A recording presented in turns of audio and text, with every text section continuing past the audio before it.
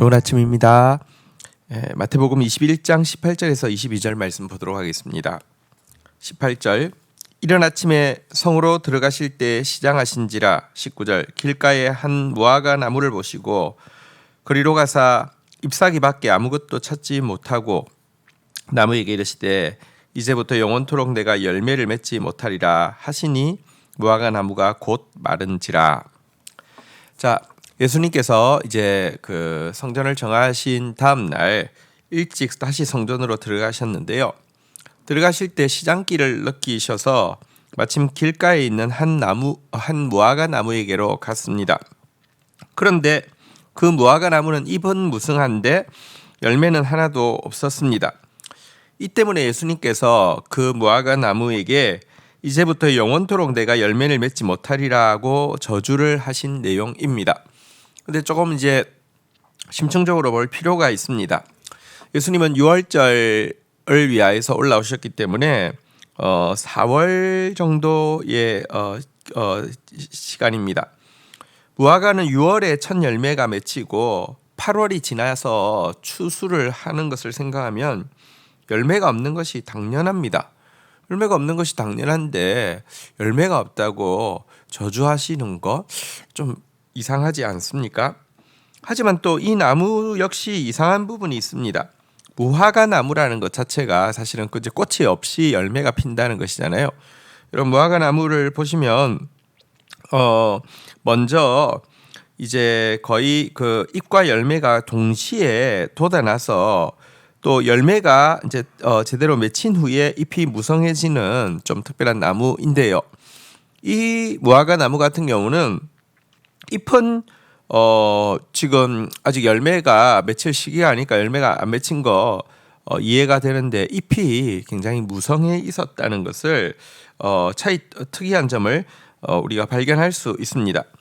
사실 이 잎만 무성한 무화과 나무는 겉은 화려하지만 속으로는 하나님께서 찾으시는 열매인 의와 인과 신, 의로움과 사랑과 믿음의 열매는 도무지 찾을 수 없는 거짓된 이스라엘의 종교를 상징하는 것입니다. 우리는 열매를 통하여서 하나님께 영광 돌리기 위하여서 부름받은 존재인데요.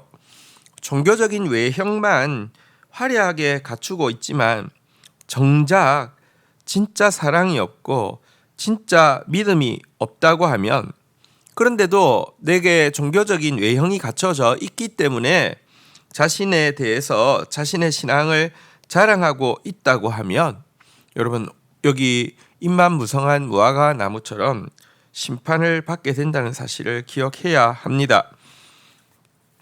하나님은 오래 참으시는 분이시지만 항상 참으시는 것 아닙니다. 외형 가지고 내면에 열매 없는 것을 합리화해서는 결코 안 된다는 것을 이 사건은 우리에게 잘 보여주고 있습니다. 20절 제자들이 보고 이상히 여겨 이르되 무화과 나무가 어찌하여 곧 말랐나이까. 21절 예수께서 대답하여 이르시되 내가 진실로 너희에게 이르노니 만일 너희가 믿음이 있고 의심하지 아니하면 이 무화과 나무에게 된 이런 일만 할 뿐 아니라 이 산들어 들려 바다에 던져지라 하여도 될 것이요 너희가 기도할 때에 무엇을든지 믿고 구하는 것은 다 받으리라 하시니라. 자, 제자들은 예수님께서 이 무화과 나무에 대해서 저주할 때 무화과 나무가 곧 마르는 것을 보고 아주 이상히 여기게 되었습니다. 그런데 사실 제자들이 이상히 여기는 것은 왜 예수님께서 무화과 철도 아닌데 열매가 없다고 이렇게 저주하셨을까에 대해서 궁금하게 여긴 것도 아니고요. 왜 이 나무는 특이하게 아직까지 열매도 안 맺혔는데 잎은 이렇게 무성한가 이런 생각을 한 것도 아닙니다. 그들이 이상하게 여긴 것은 어떻게 말 한마디로 나무가 이렇게 마르게 될 수 있는가, 기적 자체에만 관심을 가지고 이 능력에 대해서 기히 여기는 것이었습니다. 예수님은 먼저 이들에게 이들이 궁금해하는 것에 대해서 이들의 눈높이에 맞추어서 설명을 하고 있는 것을 보게 됩니다. 곧 능력 있는 기도의 비결을 알려주는 것입니다. 오늘 여기 본문에 보면 몇 가지 기도의 비결이 나오고 있음을 보게 됩니다. 첫 번째는 하나님을 향한 의심 없는 진실한 믿음의 기도여야 능력이 나타난다라고 그들에게 알려주셨습니다. 만일 너희가 믿음이 있고 의심하지 아니하면 이라고 하면서 이 무화과 나무에 된 일, 그보다 더 큰 일도 있을 것이다 라고 설명을 하고 있습니다. 하나님은 전심으로 자기를 찾는 자에게 능력을 베풀어 주시는 분이십니다. 그래서 전심으로 믿고 의심 없이 하나님 앞에 나와야 된다 이렇게 알려주셨고요. 두 번째 비결은 확실한 소망이 있는 기도라고 이야기하고 있습니다. 너희가 기도할 때 무엇이든지 믿고 구하는 것은 다 받으리라.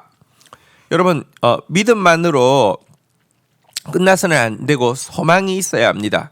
믿음으로 구한 거 다 받을 것이다. 그러면 그때부터는 소망하겠죠. 언제 주실까? 어떻게 주실까? 이것 기대하는 것, 이것이 소망이 있는 기도입니다. 받을 줄로 믿으라고 이야기하지 않고 받은 줄로 믿으라고 이야기하셨는데요. 사실 믿음은 바라는 것들의 실상입니다.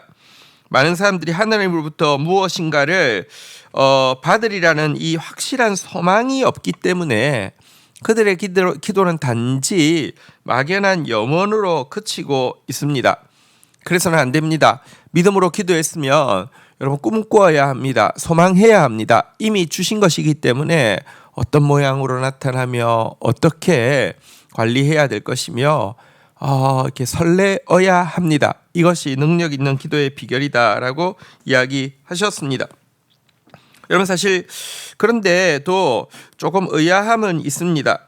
분명히 무화과 나무를 저주한 것은 예수님이 능력을 시연해 주시기 위함이 아니라 여러분 정말 형식적인 종교에 대한 주님의 심판에 대해서 보여주는 아주 중요한 증거인데 제자들에게는 제자들의 눈높이에 맞추어서 능력 있는 기도의 비결만을 설명하고 있는 것이 아무래도 조금 어색해 보이기는 합니다. 하지만 여러분 사실 기도의 능력을 알게 되면 기도를 하게 되고요. 기도를 계속 하다 보면은 예수님의 마음도 알게 됩니다. 지금은 제자들은 예수님의 마음 전혀 모르지요. 예루살렘에 올라갈 때 서로 누가 더 높은 사람 되는가 여기밖에 관심이 없습니다. 그들에게 먼저 기도의 능력을 가르치고 실제 기도하다가 예수님의 마음까지 헤아릴 수 있는 사람으로 자라가게 하기 위해서 이런 교훈을 하신 것입니다. 그렇다고 하면 이 무화과 나무를 저주하신 것에 대한 설명은 하시지 않는 것입니까? 아니요. 얼마 후에 마태복음 23장에 가보면요. 예수님께서 무화과 나무를 저주하신 것의 의미가 무엇인지에 대해서도 정확하게 설명을 하고 있는 것입니다. 우리 눈높이에 맞추어서 말씀을 하시는데요. 그렇게 또 생각하면 이런 생각도 해볼 수 있습니다. 주님이 정말 깊은 진리를 우리에게 알려주시고 당신의 깊은 속마음을 알려주고 싶어 하지만 우리의 수준이 그것을 전혀 받아들일 수 있는 수준이 아니기 때문에 주님께서 다 말씀하실 수 없는 것, 이것이 얼마나 안타까운 일입니까? 우리가 영적으로 자꾸 성장해가고 성숙해 가야 합니다. 성령께서는요, 예수님께서 우리에게 하시고자 하신 그 말씀을 성경에 다 기록이 돼 있지만 제대로 이해하지 못하는 거. 근데 우리가 자라가면요, 성령께서 하나하나 더 깊이 더 온전하게 알 수 있도록 해주시는 영이다라고 이야기를 하고 있죠. 우리가 또 우리의 믿음이 더 자라갈 수 있기를 축복합니다. 주신 말씀 붙잡고 기도하며 나가도록 하겠습니다. 하나님, 우리의 신앙생활에서 종교적인 외형은 너무 잘 갖추어져 있고 화려하고 다른 사람들 앞에 자랑할 만한 것이지만 실제 주께서 찾으시는 말씀의 열매도, 사랑의 열매도, 믿음의 열매도 하나도 갖추지 못하고 있는 사람이 된다고 하면 결국은 심판을 피할 수 없다는 사실을 명백히 알 수 있도록 인도하여 주옵소서. 열매로 하나님께 영광 돌리는 사람 되어질 수 있도록 말씀을 더 깊이 알아가게 하여 주시고 주님을 더 깊이 닮아가게 하여 주시고 우리 주위에 있는 사람들에게 더 많이 사랑을 베푸는 사람 되어질 수 있도록만 인도하여 주시기를 간절히 간구하고 소원합니다. 오늘 기도의 능력에 대해서 알려주셨습니다. 정말 확실한 진실한 믿음으로 기도하게 하여 주시고 확실한 소망 가운데 바라는 저희들이 되어질 수 있도록 인도하여 주옵소서. 그러나 주님, 저희들이 주님의 속마음을 헤아리기를 원하는 단계까지 자라나서 주님께서 당신의 속마음을 보여줄 수 있는, 더 깊이 말씀해 줄 수 있는 사람으로도 자라갈 수 있도록 인도하여 주옵소서. 예수 그리스도의 이름으로 기도 올립니다. 아멘.